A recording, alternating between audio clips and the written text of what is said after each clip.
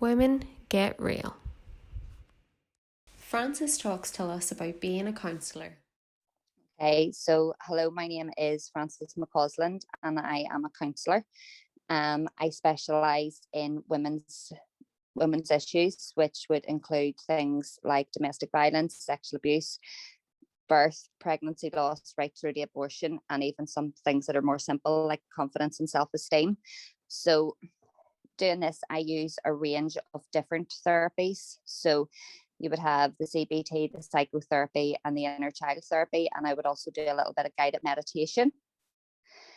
I also work for Nexus NI, and I do telephone support for the domestic and sexual abuse helpline. And I also work with Women's Aid, working with women through domestic violence. And now more recently, next month, I start working specifically with women that have been brought over to Northern Ireland who have been sex trafficked. I wanted to become a counsellor. Basically, I've always been interested in psychology and how the mind works. But I think what really pushed me into it was a lack of resources that were available and how rigid the therapy process actually is. That's not what I want to do. I wanted to offer a service that was relatable to people, that the clients would come to me and have a more personalized therapy that was catered directly to them. And then also what I found was whenever I was researching all the different types of therapies to specialize in that in, everything was very one-dimensional. You know, if you needed CBT, you go to a CBT therapist and they're not going to offer you anything else. And, you know, if you like a person-centered counselor, they're only going to focus on the conscious and they're not going to go into the subconscious. I wanted to push that a bit and offer something that was more widespread, that, you know, you could look at things that happened in somebody's childhood and relate them to what happened now, but also then deal with the emotions of now and bring in the likes of the CBT and the guided meditations and all the different things that could help from there. CBT is cognitive behavioural therapy, which is very good for, I find it very good with anxiety and fears and changing people's present behaviours and how they look at things and how they react to it and how things are perceived to them. You know, the psychotherapy and the psychoanalysis brings you back into your unconscious.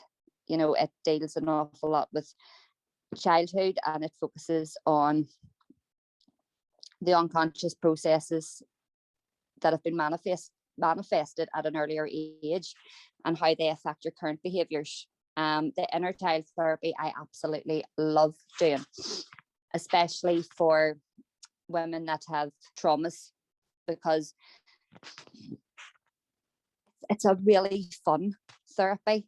You know, there's lots of activities to take home, and it's not just going home and writing journals. You know, it's getting them to embrace the inner child. And for an example, a hypothetical client that has maybe had a past abuse trauma, you can use the likes of the guided meditation to bring her back into that and readdress the issues. But then, you know, there's really fun things like where you can make family trees and put the pictures of it, of what her family was, and then, you know, bring it forward to what is your family now and show the differences and take things off. You know, it's silly things like whenever you were a child you wanted to be a ballerina. Well, do you know what, go out today and buy a ballerina skirt and embrace it. I love doing things like that there, you know, the colouring in and the art. And that's sort of the easiest way to access counselling services is privately. There's no waiting lists.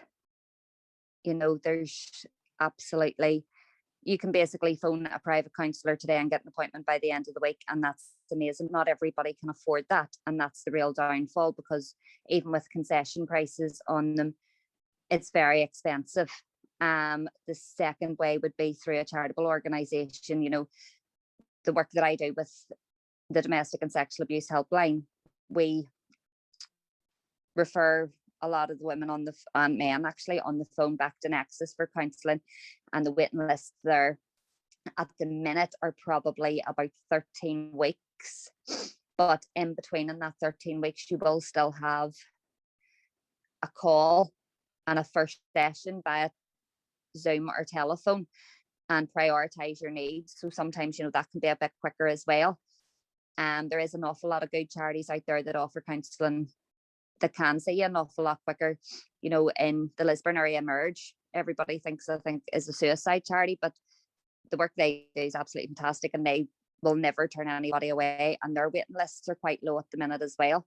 I find through the GP, talking to the clients and stuff that have accessed their GP, I don't find there's support from the GP in between the long waiting list. There is people there working really hard behind the scenes to try and change it. It is just going to be such a long process, and to me at the minute we're failing them.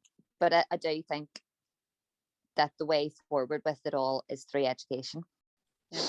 I think it has mental health, and even more trivial things like tapping and grounding techniques and things taught from a really early age. I am a big fan of alternative therapy, massive fan of alternative therapy, because I don't think, as a counsellor speaking directly, I don't think counselling on its own sometimes is enough.